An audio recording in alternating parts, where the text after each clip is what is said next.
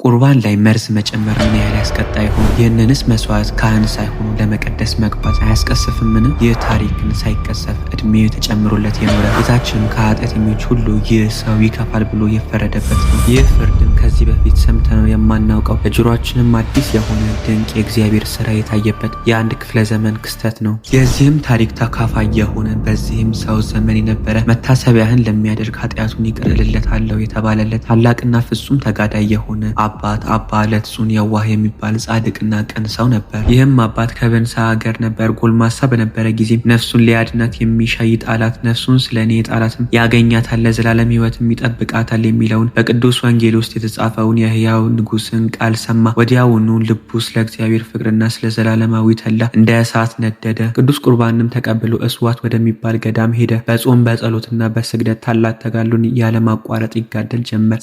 ሰባት ቀን የሚጾም ነበር። የእግዚአብሔርን መልአክ ተገለጸለትና የምንኩስና ልብስን ያለብሰው ዘንድ ወደ አባ ኤስድሮስ እንዲሄድ አዘዘው። እርሱም መልአኩ እንዳዘዘው ሄደ። አባ ኤስድሮስም በልብሱና በአስኬማው ላይ 40 ቀኖች ጸለየ። ከዚያም በኋላ ልብሱንና አስኬማውን አለበሰው፣ በገድል መጠመድንም ጨመረ። ከዚህም በኋላ በመምህሩ ፈቃድ ወጥቶ እየተጋ እየጾመና እየተጋደለ ብቻውን ኖረ። ከእርሱም አቅራቢያ የሆነ አንድ ገዳም ነበረ። የገዳሙን መነኮሳትም ይጎበኛቸው ነበር። በአንዲት ዕለትም ወደዚያ ገዳም ሄደ። አበምኔቱንም ታሞ ለሞት ደርሶ አገኘው። መነኮሳቱን በዙሪያው ሆነው ያለቅሱ ነበር። አባ ለትጹንም የሰይጣን ሰራዊት ከበውት ደስ ሲላቸው አያቸው። አባ ለትጹንም አባት ሆይ በአንተ ላይ የሆነው ምንድን ነው ብሎ አበምኔቱን ጠየቀው። እርሱም መነኮሳቱን ካጠገቡ እንዲርቁ አዘዛቸው። ከዚህም በኋላ ያደረገውን በደሉን ሊነግረው ጀመረ።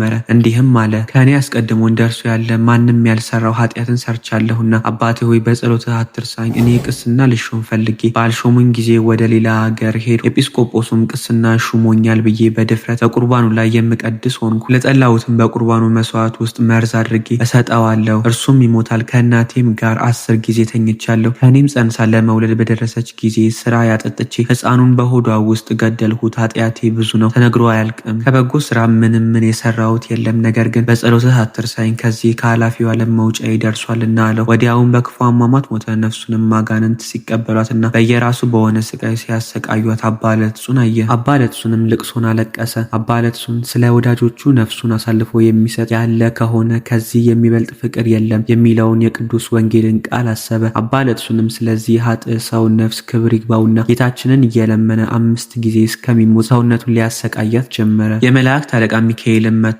አስነሳውና እንዲህ አለው፣ ስለዚያ ኃጢአተኛ ነፍስህን አትግደል፣ ምሕረት አይገባውምና እግዚአብሔር እውነት ፈራጅ ስለሆነ በደሉ አይሰረይለትም አለው። አባ ለትጹን ግን መሐሪ ይቅር ባይ ወደ ሆነ እግዚአብሔር ስለዚያ ኃጢአተኛ እየለመነ ራሱን ማሰቃየት አልተወም። ከዚህም በኋላ ራሱን በባህር አስጥሞ ሞተ። ያን ጊዜም ታላቅ ነጎድጓድ ሆነ። ክብር ይግባውና ጌታችን ኢየሱስ ክርስቶስ ወርዶ በባህሩ ዳር ተቀመጠ። ከባህርም አውጥቶ ከሞት ያድነው ዘንድ ሚካኤልን አዘዘው። እርሱም አድኖ ክብር ይግባውና በጌታችን ፊት አቆመው። ጌታችንም የመረጥሁህ ለትጹን ሆይ ኃጢአቱ እጅግ ብዙ ስለሆነ ከኃጢአተኞች ሁሉ በደል ስለሚከፋ ምሕረት ስለማይገባው ስለዚያ ኃጢአተኛ ብዙ ጊዜ ነፍስን ለምን ትገላለህ አለው። አባ ለትጹንም እንዲህ ብሎ መለሰ፣ መሐሪና ይቅር ባይ ጌታዬ ፈጣሪ ሆይ ያን ኃጢአተኛ ስምረው ዘንድ ለምንሃለሁ፣ ያለዚያ ነፍሴን ከእርሱ ጋር ወደ ስቃይ ውሰዳት። ከዚህም በኋላ ጌታችን የዚያ ኃጥእ ነፍስ ያመጣ ዘንድ ሚካኤልን አዘዘውና አመጣት። በከበሩ እጆቹም ዳሰሳት፣ እንዳልተፈጠረችም አደረጋት። ይህች ነፍስ አፈር ትሁን እንጂ ለስቃይ ወይም ለሕይወት አትሁን አለ።